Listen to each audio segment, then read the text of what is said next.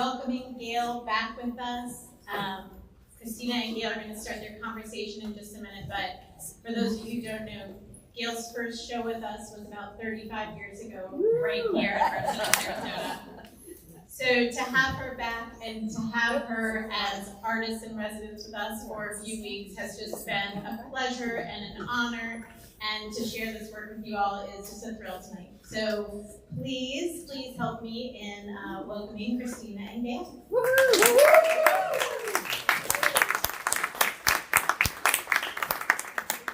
And we are recording for our YouTube channel, so please silence your cell phones if you don't mind. Gale, I know many people in this room know you very well, but I would love to start a little bit with your origin story. You grew up in Medford, Massachusetts. What was that like for you? I was born in West Mid. Oh yeah. You guys can't hear me with that? No. Oh no. There. Is this better? Better. Put it up. Hold it like this. Oh. Okay. Is this better? Better. Yes. From Boston. I'm from Boston. Okay. So yes, I was born in West Medford. I grew up there for a while, and then I moved to Malden. And I finished high school, part in Malden, part in Medford. Now I have to say that because if I have any friends in this room from Medford and Malden, they would think that I was betraying them by saying I'm from Boston. But yes, my parents were working class people. My dad was a mechanic. My mom stayed home for the most part and ran us all ragged.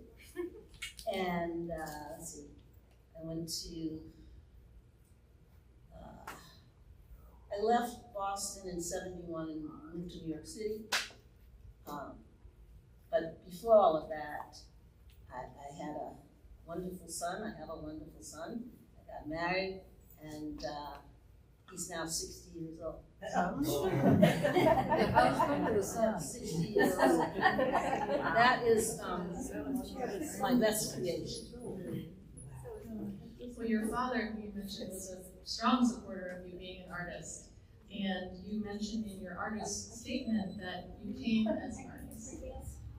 Was there any defining moment in your early life when you recognized art as your calling? What I recognized very early on was coloring books and crayons. And if they wanted me to be calm or just behave, or whatever it was, I remember, here's a coloring book and here's crayons, and that's what I did. Then my father designed, but he was a frustrated designer. I mean, he didn't get credit for anything, but it was okay.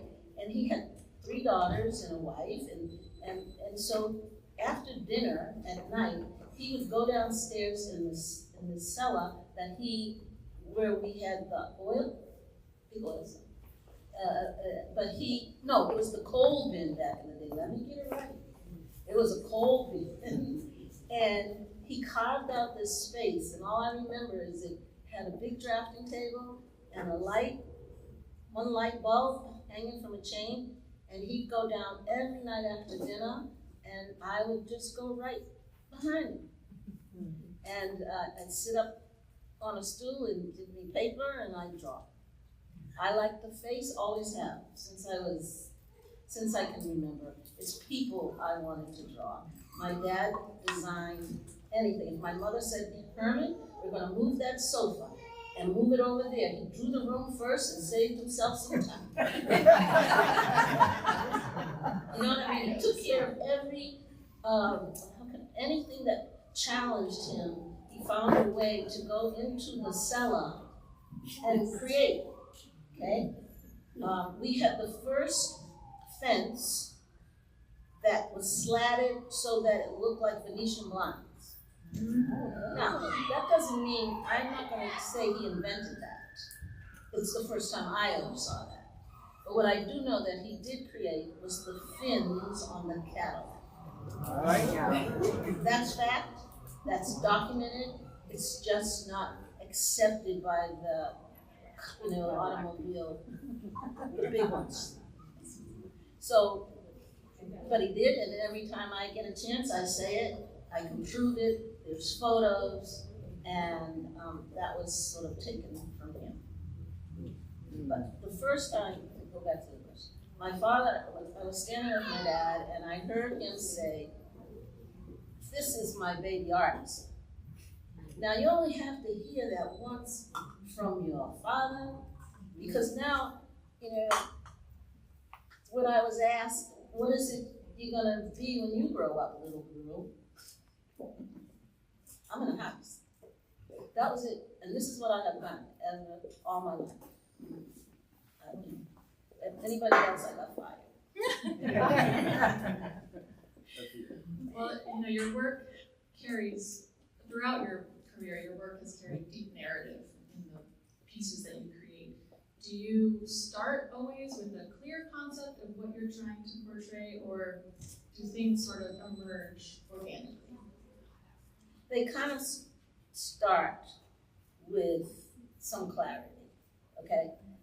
It's generally just a small seed, because something has to move me to do it. You know, I'm not sitting thinking up art, but what happens, whatever challenge may be, I want to meet the challenge with an artistic statement. And because I'm far more spiritual than I am religious, I tend to want to find the best of the worst. You understand? Well, you mentioned a few moments ago that, you know, faces were something that you were immediately drawn to, and you became highly well known for your portraits. You did portraits of James Baldwin and Martin Luther King and Nina Simone, other artists and historical figures. This series of work, Divine Love, is a slight departure from that. What inspired this new body of work? I think it all started in 19, is when I first started it, when my mom passed away. And, you know, I was just looking through things, and they talk about the ideal mother. And of course, in religion, that is the Virgin Mary. Well, you know, my mother was not ideal. She was wonderful and special, and we loved her. But more than that, I'm a mother, and I'm not ideal, but I'm special, wonderful. So I thought, you know, I have to do something that celebrates motherhood sort of the way I perceive it, okay? So it just started to grow. And then I look at all these iconic images of the Virgin Mary, I mean, all through Europe, through this country, and I recognize the gold disc and all of that. Well, I like energy. I believe that we all carry an aura, that there's something about each and every one. So I took the very average, and I gave them first the halo, and then I thought, I have to try to put some stained glass in this picture. And that's what I did. And seriously, it's truly dedicated to motherhood, to the energy that is required. So if you know, each one tells a story. The Virgin Madonna, which is right here, that was my very first piece to the series. There was no mosaic behind her. And she stayed in my studio in a certain state for a long time. And then I decided, after visiting places that did have stained glass, that I could create that concept. But then I saw some mosaics. So there's actually 20 pieces to the show, but there was no way I could do them the way I had to do them here. Well, yeah, let's talk a little bit about that. Obviously, the last year, Florida has been plagued with hurricanes. California, where you live, has also been plagued by the fires. How did this work come together? It almost didn't, but we're so thrilled that it did. This is the first show that when I tell you that it took some synchronicity, because I was gonna do it here first I was gonna do it here, in the John Sims, some of you will know, he's an artist who passed. I have access to his gallery, his space. And I said, whoa, I'm gonna do this, because this show is just for this art center. It has not shown anywhere else. I didn't plan for it to show anyplace else, only here. And I was going to do giant silk screens. But the concept and everything, I thought, let me get as much of it as I can done in Sarasota. Get the papers sent back to my area in California, where they were then going to help me create these screens of color. So every color you see would have been a screen, and it would have been a whole different look. Well, I had to leave here because, I never even could do it because the storm came and it messed up his studio with water. Okay. I said, fine, the whole thing can be done in California. Made a plan with the art publisher there to do the screens and the color. His place burned to the ground. I was evacuated from my studio, but more for smoke than any other thing. And not the dark smoke that is dangerous either, because then I wouldn't even be able to go back to that. Even if it didn't burn, the smoke that comes from structures is so toxic. I have people now, nothing was wrong with their house except the smoke. They have not even been able to go in it, and they have to get rid of most of what is in it. So I've been very blessed. However, the dates were coming, and I'm going, I can't do this show. For the first time, I was going to have to, call the center, basically say, I can't do this show. And then I talked to Christina from California. She's very calm, by the way. Sometimes when you're feeling some kind of way and you think things aren't going to go your way, it's not a good thing, and you're trying to be calm. It's very nice when somebody can say things so calmly that you too calm down. So all I heard was, well, we'll just give you a space here. Why don't we just give you a space here? What does an artist need? Space. And I'm thinking, well, then what am I going to do, and how am I going to get it? And she said, well, why don't you send me your very small little markup, your drawings, whatever way, and why don't we have those digitally reproduced in the sizes that you want, and you paint. And that's why there's a show.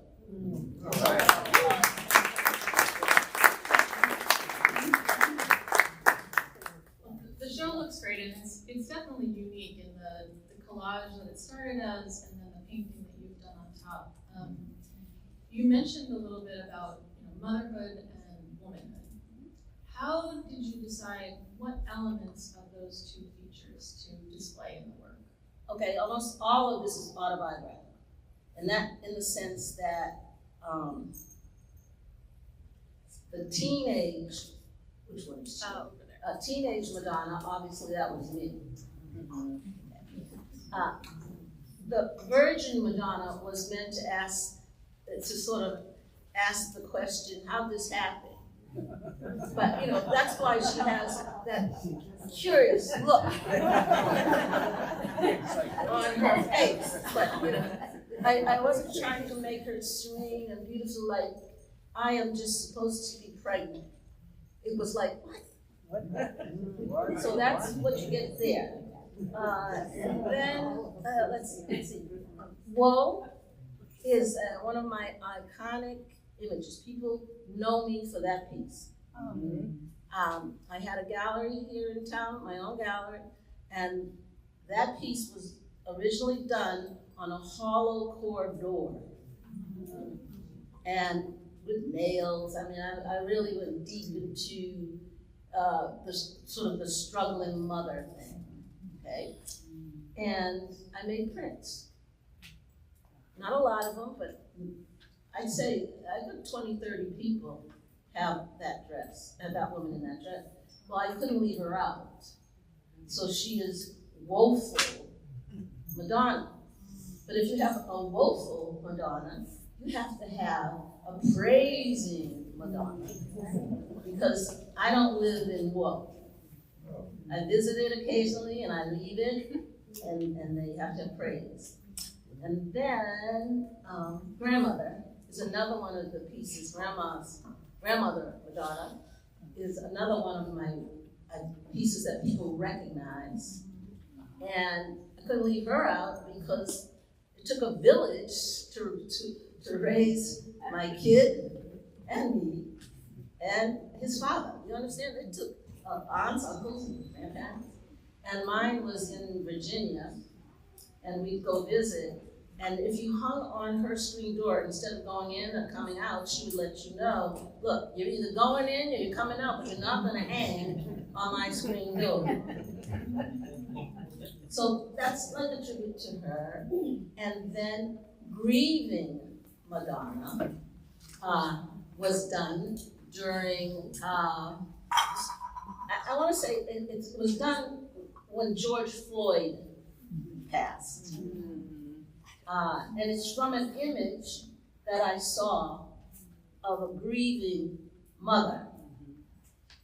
And, you know, having raised a son, but, you know, to hear that this poor young man cried for his mother at the end has never left me. So there was no way I could leave grief, because it's not necessarily grief for the kind of tragedy that was. It's just grief, because it's part of life, and we do have it, so I could not leave it out.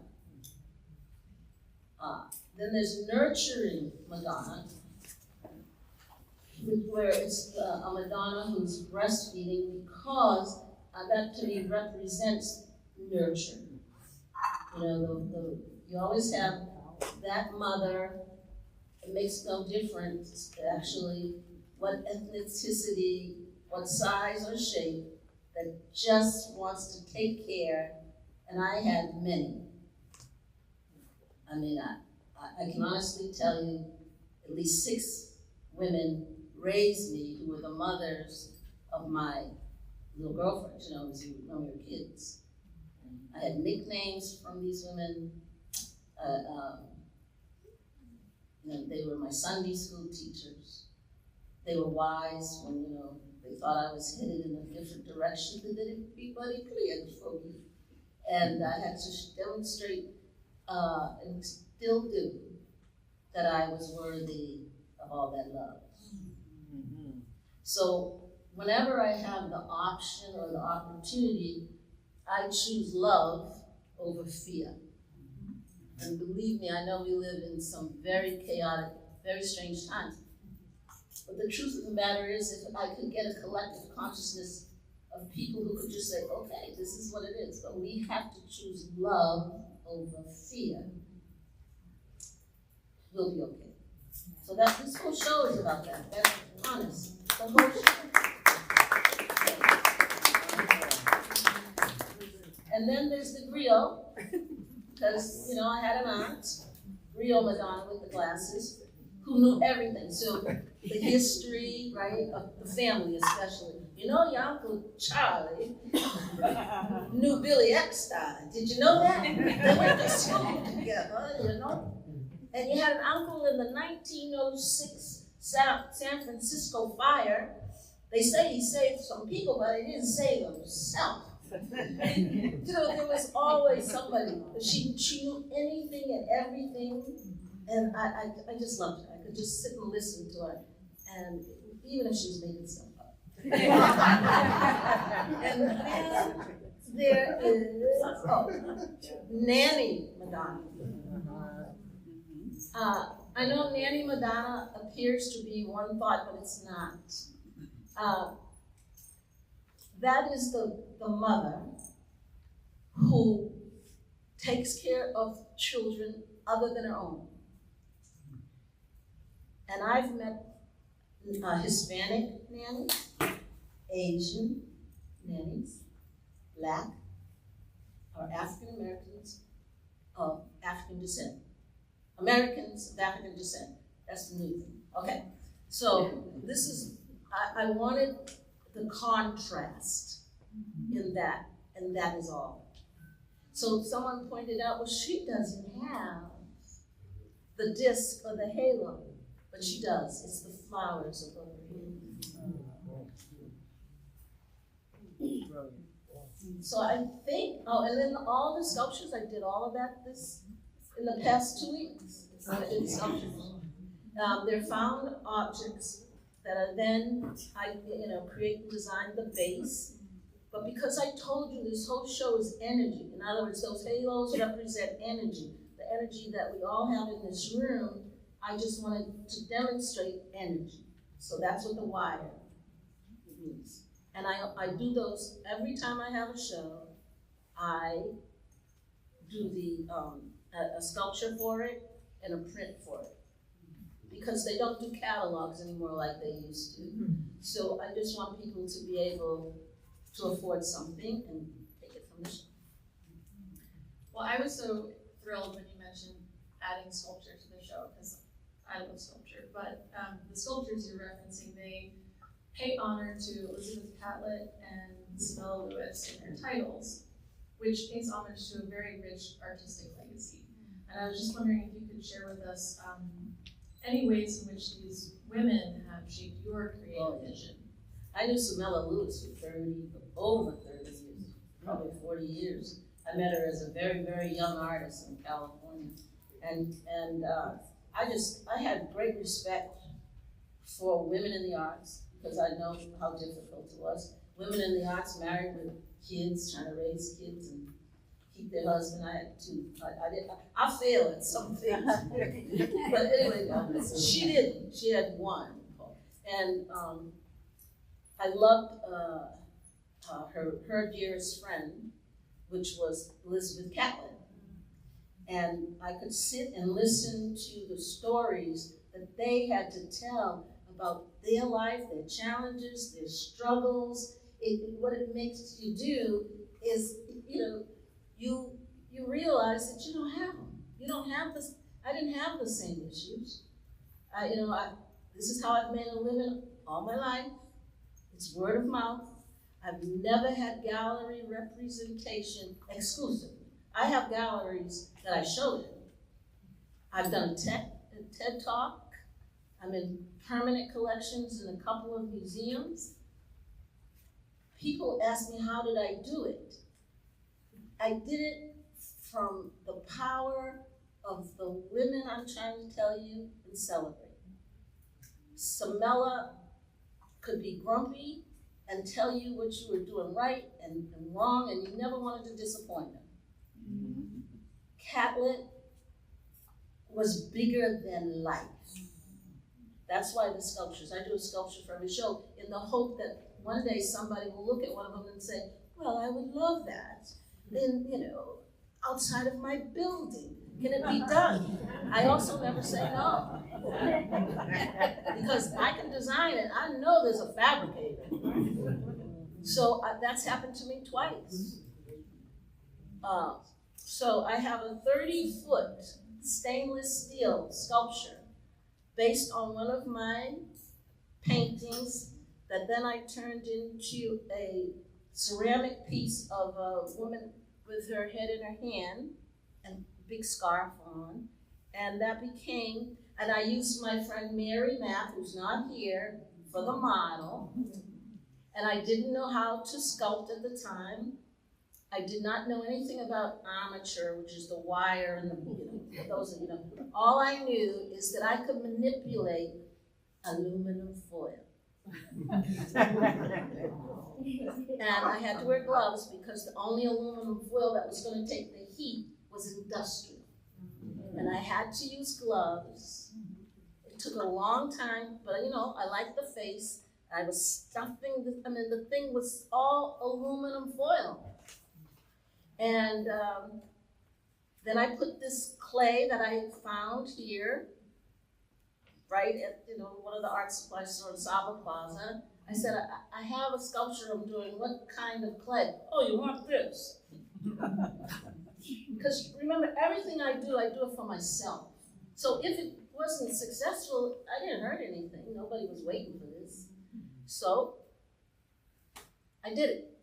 And it was all lumpy and bumpy, but it had something to it, and I enjoyed every minute. So I took it to this friend who fires these things.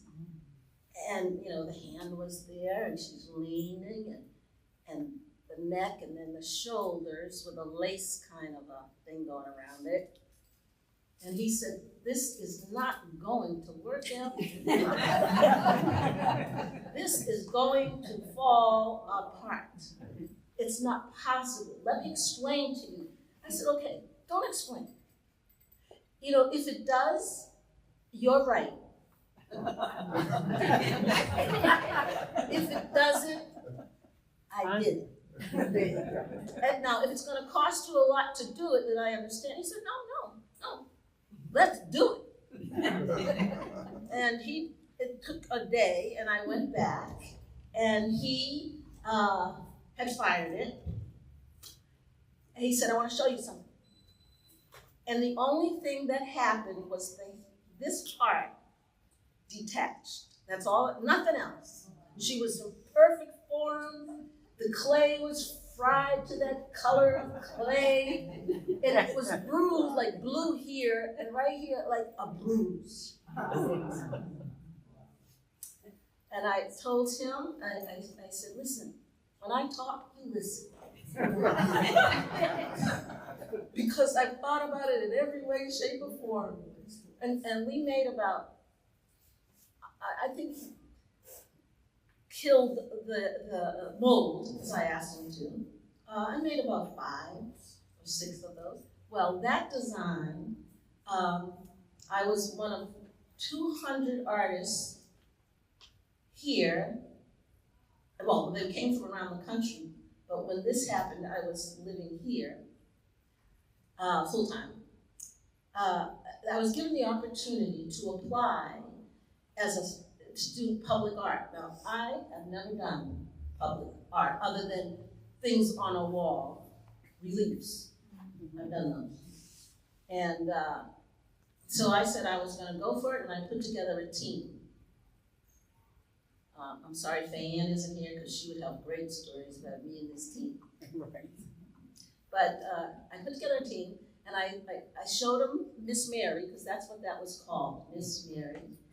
And they said, well, that might work for this public art call, because it talked about community. It talked about, it wanted to transition the area of sort of, that was kind of blighted, into a place. It was called Opelika, Florida.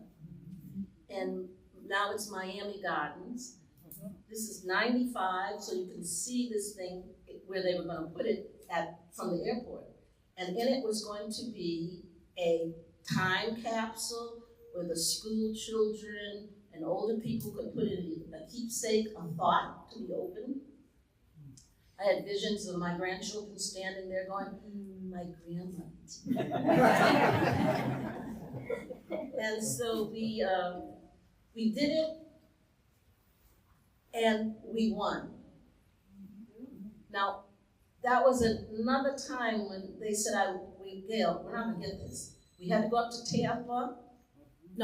Miami, to show what we were gonna do. And they're very corporate. I think you know by now I'm not. And they gave me points and a pointer. Like, I don't know, like this, right? So a pointer, and behind me there would be the screen, and I was to point and talk and stay on course. But I guess I was intimidated. There was a group of about 12 people at a table, and you're supposed to, everything was for them.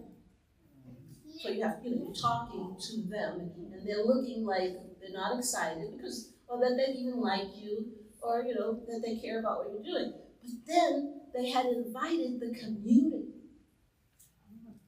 So there were these women and young people and children and checker playing men, you know what I mean? They were just there to make sure that this, whatever they did, the community liked it. But they were more behind me. I didn't have my glasses. And I just couldn't remember how that laser pointed. So I turned my back on the judges and I spoke from my heart about what I wanted to do to the community. I saw my team lose it. Whatever hope, whatever plan they had for celebration, I had just dashed it. And then I talked and I overtalked. I know I did, because I do that. And when I was finished, I took a bow. And then I turned around to the judges and did it again. And we were told we could leave. There are other people that were going to do their thing. And I'm going out the door, and my team said, "It's okay, Gale. We're not going to get this one, but you know what? You'll get the next one." I said, "If I don't get this one, I don't want the next one." This is not what I do, but I kind of want this. And so we went. We just knew I wasn't getting that. 4 hours later, I got it. I guarantee you that they may have gone through hell, though. Something tells me those judges were trying to convince the mothers and the people from the community why they might want something else, because somebody had something where it made fruit. It was low-hanging fruit, so that you were feeding them. A walkway. They had it all planned out with walkways. I mean, it was very sophisticated, and you would be able to sit and pick a kumquat or something. And I'm going, no, you have to give them something that's gonna last a lifetime. Fruit's gonna die, they're gonna come through there and boom. So I got it. They have not put it up. Paid me lots of money for design. Had my fabricators.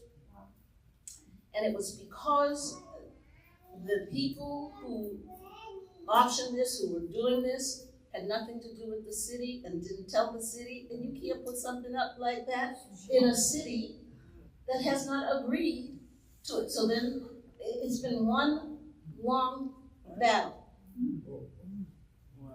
But I can't even tell you.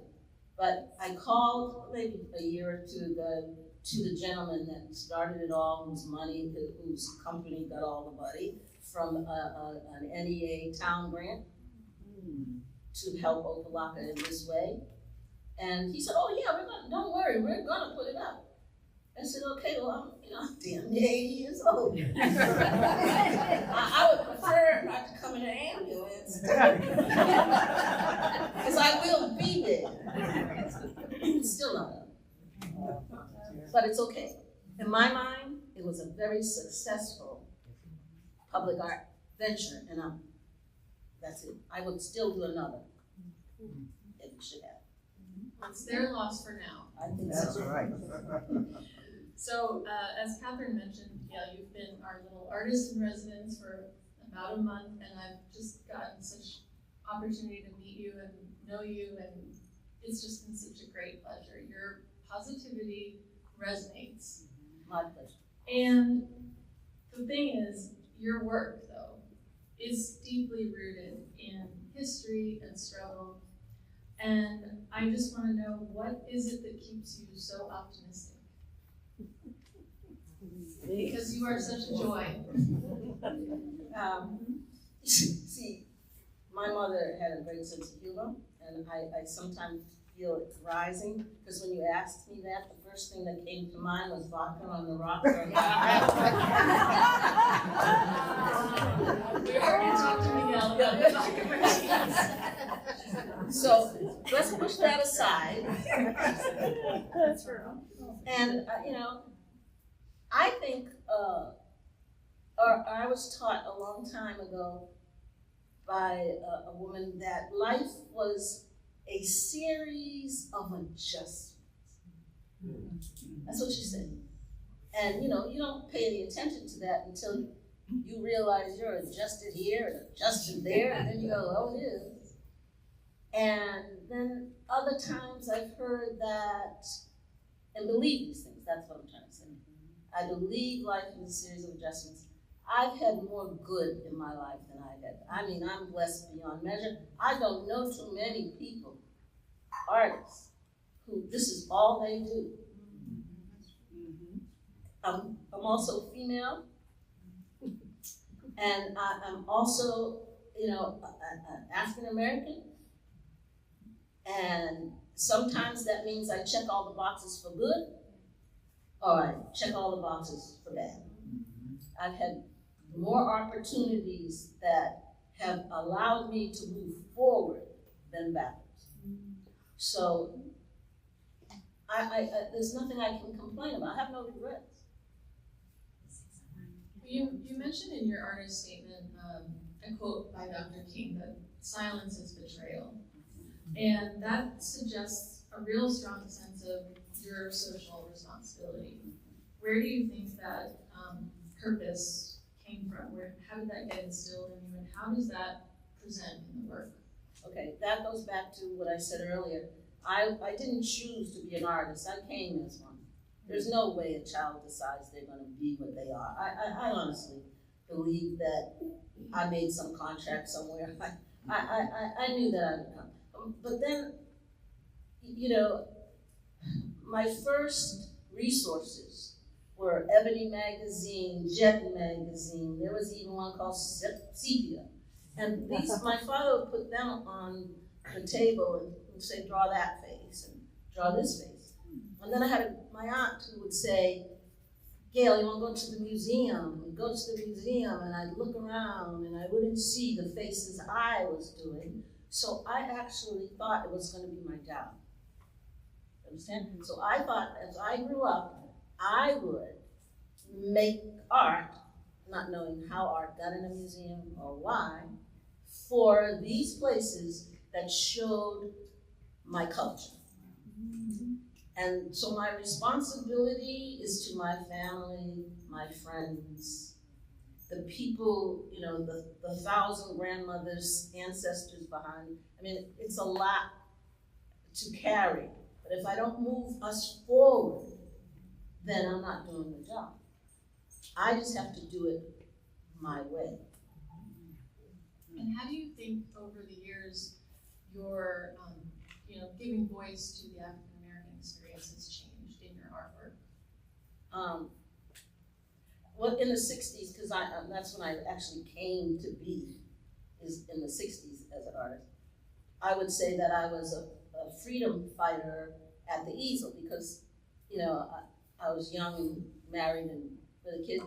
I was not able to go to the South when there were many battles up north to fight. I am not I don't like violence. I don't have a violent nature. I can get pretty upset about something, I want to tear your head off, but I won't do it. So I had to find a way to draw and paint what I thought was needed. So I thought what was needed was images of all of our heroes, so that these would be historical. And one day, people would know who they were. So, there's Fannie Lou Hamer. Where's Fannie Lou Hamer? Oh, right there. That's my part of the civil rights movement, because I remember all the things that Fannie Lou Hamer was doing. But like I said, there's more than 20 pieces to this show. So I have Angela and Martin and Rosa and all kinds of people in the stained glass. So that's the only way I knew how, and it's the only way I still know how. If someone were to say, what's your next show, or what are you working on now, I don't have a clue. I'm sure you have some clue. So figurative art has always been sort of one of the main themes in your work. What sort of advice would you give a young, and coming up artist that's doing figure these days? How do you feel about the whole movement in figurative art right now? Rembrandt couldn't get a show in New York City right now. If Rembrandt didn't know AI or digital, they're not giving him a show. It would be too déclassé. It's not au courant. The commercial artist who thinks in terms of money, if the young person understands that they want to go into the commercial end of it, I encourage. Go do your thing. If they think they can be me, it is not possible. It is not possible. That's heartbreaking. I know. Age works for me and it works against me. Figurative will always be around now. It will always be around when other things come and go. But it trends. The figurative artists will move and then the figurative artists will not. It depends on moods and thoughts. It is not an easy life. And James Baldwin was a friend. I'm not trying to just throw around names, but I'm old enough to know people. And I was in New York City, and he told me once not to seek fame or fortune, because when he asked me what I thought I wanted to do with my art, I said I want to be famous. I want to be in museums and galleries and light up New York. And he said, no, you don't. What you want is an art-driven life. I was 31 when he said that. And that is what I did, because I always respected the voice of someone who had been through something to teach me something. So I would have to ask the young artist, what is it you want? And then I would say the same thing. And that young artist in today's world would look at me like I had two heads. So that's all I can tell you. Well, I know you have many artists here in Sarasota that look up to you as a mentor, so you are fulfilling part of your mission, at least in that way. Because they're all babies. They're my babies. I have babies in this room. And at the opening, I saw so many of my babies because I had a 4,000 square foot studio here with a loaded dock. Remember the parties? And the young people that helped me stretch canvases, do stuff, and then went into the arts. I could say, let me see what you're doing. And I would tell them what was good or work on it, but I would never give them the kind of criticism that was not constructive, and that's why they like me. Because other than that, I'm tearing them down, and I didn't want to do it. And they're very good, they're wonderful, wonderful artists. Well, I know you are not going to tell us what is coming next, but for someone that's not in the audience tonight, what is the one message you hope the viewer walks away from with Divine Love? That I am you and you are me. That's it. I am. And you are. And we are all the same. And we all belong to one race, the human race. And everything you see in here would apply in your own lives when you walk away. And so if I can say that you got that, and that this is not a black art show, because it's not. It is an art exhibition, and that I hope demonstrate our humanity. Because when you leave here,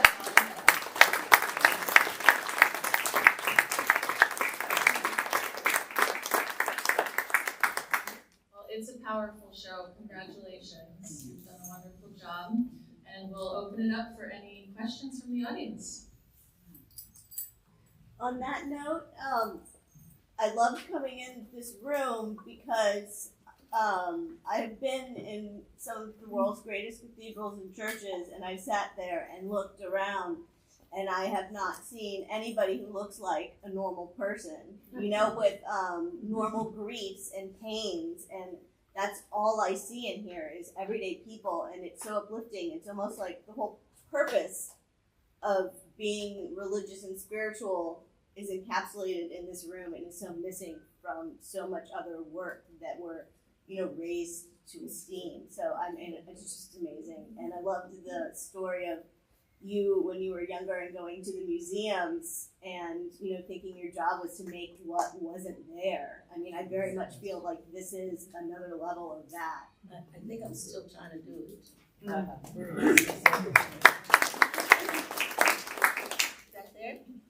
Hi, Wendy. Gale. I wanted to react to the comment you asked Gale about how she is usually very positive. I've known Gale a long time, and she is the perfect example of a glass that's always half full. Do not think that you can't do it. Don't think you can't move it. Don't think you can't change it. Just get your shit together and do it. Would you say that? Yes.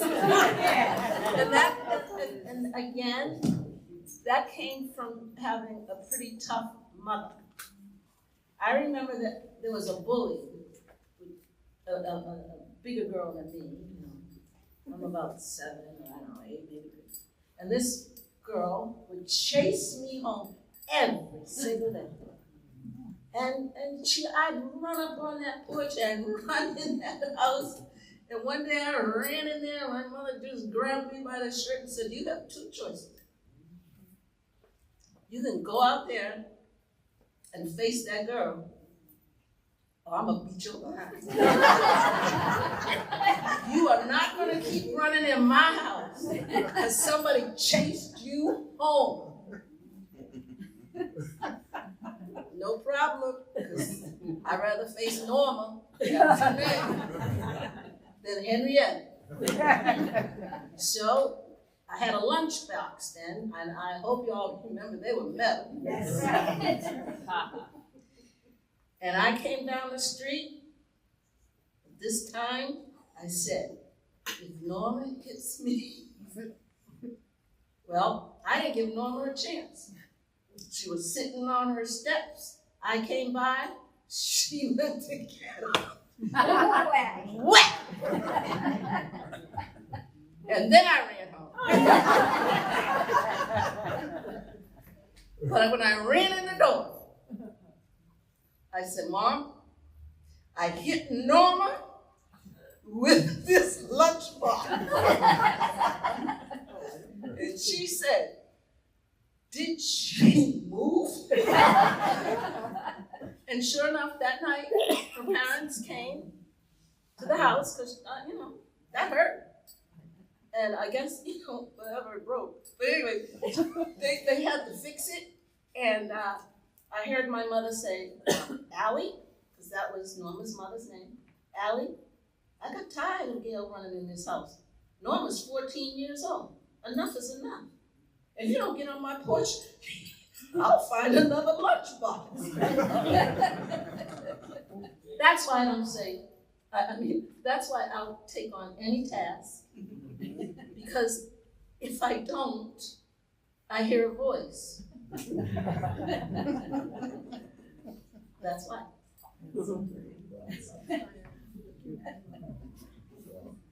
I've got a question. Okay, David. You spoke a lot about the energy from these paintings, and you talked a lot about the heritage and the backgrounds of these people and things that inspire you there. But I was unpacking a box with you yesterday, there was a lot of spirituality coming from that crate that we were unpacking. A female god, Yeah. the devil.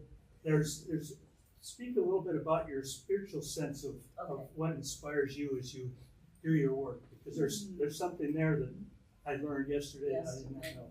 Okay, and I'm glad Diane made it. My friend Diane, who's hosting me on this trip, along with my friend Susan. I like I said, I have many wonderful people in my life. Well, that was a show that was done in 2008 here in Sarasota, and it's based on Heaven, Hell, and Purgatory. It's me taking a trip through Heaven, Hell, and Purgatory with Aunt Jemima, Frida Kahlo, and Sojourner Truth. And the pen and inks and watercolor, and I did them in Italy. I was given an opportunity every summer for 5 years to go to a place called Bellagio, Lago di Como. And my apartmento was across from a cathedral. And, in this plaza. So I went there and I would sit and look at things. And then I found this book with the drawings of Blake. And it was about the Divine Comedy. And remember what I said, I have to turn that experience into my kind of experience from me, my culture. So that's why I chose the people I took the trip with. And when I left, I explained to you, the reason I did these drawings is I was feeling, as an artist, invisible. Because, see, artists don't want to be invisible. You don't have to like the work, but but not to have opportunity to show it, not to be able to, tell you why I did it. It was getting harder and harder. And so I was feeling invisible and thinking I had to give it up. I went and I saw these drawings and I said, well, I'm gonna take this journey, and I did it. And so that whole show comes again. I can't talk about men because I'm not a man, so I can't tell you what they feel. I always think that feels false.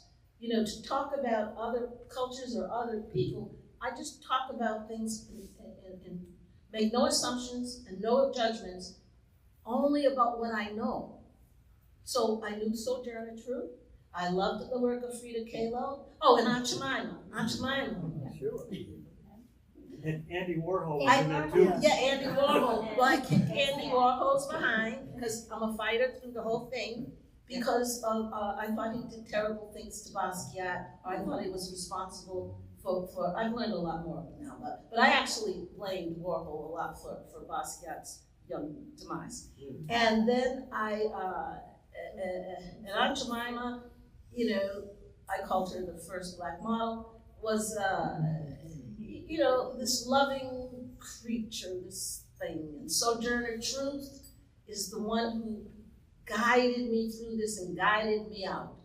But anyway, the whole story ends with, there's 29 pieces. I still don't know what's going to happen on yet, but I have 29 pieces. I think I'm going to do a book. Oh, you asked me. I'm going to do the book. Isn't that what I said yesterday? Yeah, I'm going to do a book of Heaven, Hell, and Purgatory. But the end of the book, it's a female god. She has red hair because I had red hair for a long time. And she tells me that I'm not invisible, I'm just bewildered, and they send me out of hell, purgatory, and paradise. Yes, I did do that. Now, are you following, or do you admire any of the young figurative artists of today? And if so, who are you? Who I like? Yeah, who do you like? I actually like quite a few. Most of them you wouldn't know the names, but the one you wouldn't know is Amy Sherall. Mm-hmm. And it's not her work so much as her journey, and as I watch the work change. Mm-hmm. And I don't know if many people know, but Amy Sherall did Michelle Obama. Mm-hmm. And a lot of people, even artist friends of mine, they just didn't like what that looked like. And my initial response, only because I'm a portrait artist, was I saw something a little different, but I wasn't upset. Because it was the way Amy Sherall does her work. You know, I mean, that was her style, and she was chosen by the National Gallery and paired with Michelle, and Michelle liked it, because if not, she could have said no. She knew that the figures would be sort of gray, but there was a reason for that. It was film. No, I like her work, I like her direction, and knowing that her struggle was a very bad heart. I don't know if I'm making this up, but I think she had heart replacement, actually had a heart transplant. And 3 years before she got that big portrait, you know, she was healing and coming back and trying to get into her work. So no, I like her work very much. But then that's the young artist. Charles White is the artist I tried to copy for many years, and that's how I taught myself to paint and draw. It's the artist Charles White. Okay. Oh, one more, Siobhan. I remember talking because I'm one of your young babies. I stumbled upon Gale watching her TED Talk because I did one for Bradenton a couple years back, and I'm like a huge fan of TED Talks. So as soon as I finished the TED Talk, I'm like, I gotta find her. So I go online and try to find, I gotta find her. I email you, I connect with you, and the rest is history. So here I am. Mm-hmm. For me personally, as a young mom, I was a young mom. I had my son at 19. I see myself in every piece in this room. Mm-hmm. I was very confused at first. I didn't know how it happened, but I got pregnant and had no idea how I was going to raise this boy on my own. So this is me. Mm-hmm. This is, you know, the women in my life and my church family and my family who helped guide me along my journey. For every moment that was a struggle, that's me. For every happy thing in my life, that's me praising God over there. For the baby I breastfed my son for 2 years.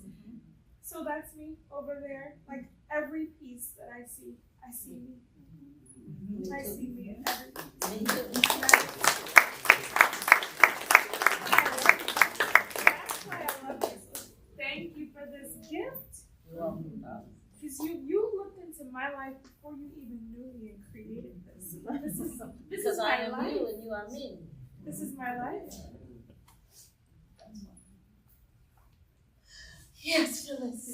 Here. I don't know. Would I be like your adolescent or something? I forget one of your babies.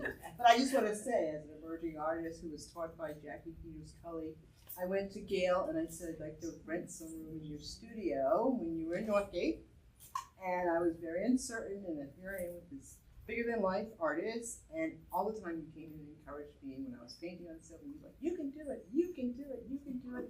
And for those of you that don't know Gale or haven't been in her space, everywhere you go there's an affirmation, an affirmation, affirmation. Sometimes I go when I feel low, and you'd say, listen, this is your call, this is your journey. So I really thank you for opening your studio, but more importantly, opening your heart and encouraging me, because Jackie Peters Cully is now deceased, and so you kind of took me under your wing, and as she began to transition, so I really appreciate that. I really appreciate those times in the studio and the art opening. And we had fun, but I'll tell you a cute story about her. You know, everybody's kiddo to me. Yeah. Right? Everybody's kiddo. It's no other reason than it's just easier for me to say, hi kiddo. And it was you who said, you came up, I remember, to the desk, and I said, hello, kiddo. And then you heard me say it to somebody else. that was a fun. And you said, I was like, what? I thought I was the only one you called kiddo. I'm still calling people kiddo. Pumpkin and Prince. Pumpkin and Prince. We appreciate you. Thank you. Listen, I appreciate all of you. I do. Because you didn't have to come. I think I should say something. Oh, Diane's about to speak. I'm Diane. We've been friends for 38 years. 38, no, that's okay. No? Thank you. We've been friends for 38 years. And we met, we're talking about blessings. Everything Gale and I have done together these 38 years have been blessings. No matter if it was not such a good blessing or not a good incident, it was always a blessing and the universe took over. We met with something that has so much significance. We met I saw her at her gallery and we met then, but she didn't know who I was. Anyway, well, we met, but she wasn't living there then. She moved downstairs where I was living. And then we officially met. We had a pinky ring. And it was gold. And the eyes are emeralds. And the mouth was ruby. And it was an owl. An owl. Wise old owl. And from that moment on, we were like sisters, and we knew it. And we still have the rings. And it was always something. And it was the wise old owl, which was a blessing. And we knew that. And how many people would you ever think would have the same thing? Anyway, that's our story. And it's been a wonderful road, and hopefully many more years.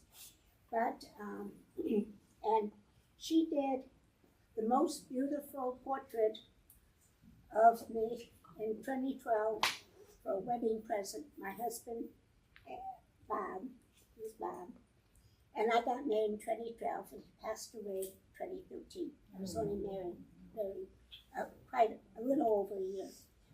And that portrait is the most elegant thing, and it takes over, and every day it's in the life place size too. It's absolutely gorgeous.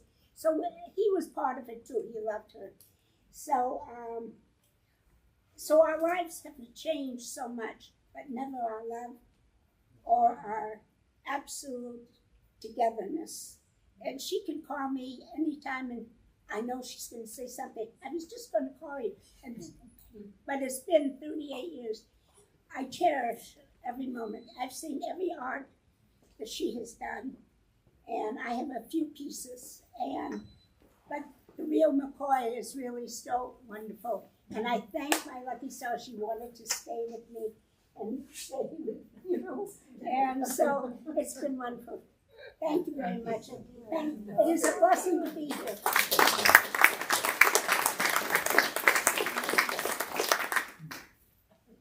One more question for you. Would you like to share the phone number of the guy in Okalaka? No, but he was a legislator. But the answer is no, because that will, It's Laura. yeah, I'm not gonna. Well, Gale, thank you so much. It has been such a pleasure, and the show is just a delight.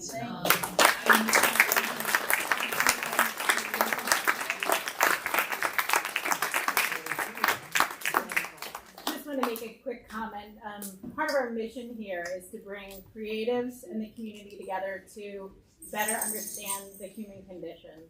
And I can't think of a more poignant example than this evening and your work and just how much it means to us. So thank you again. Thank you.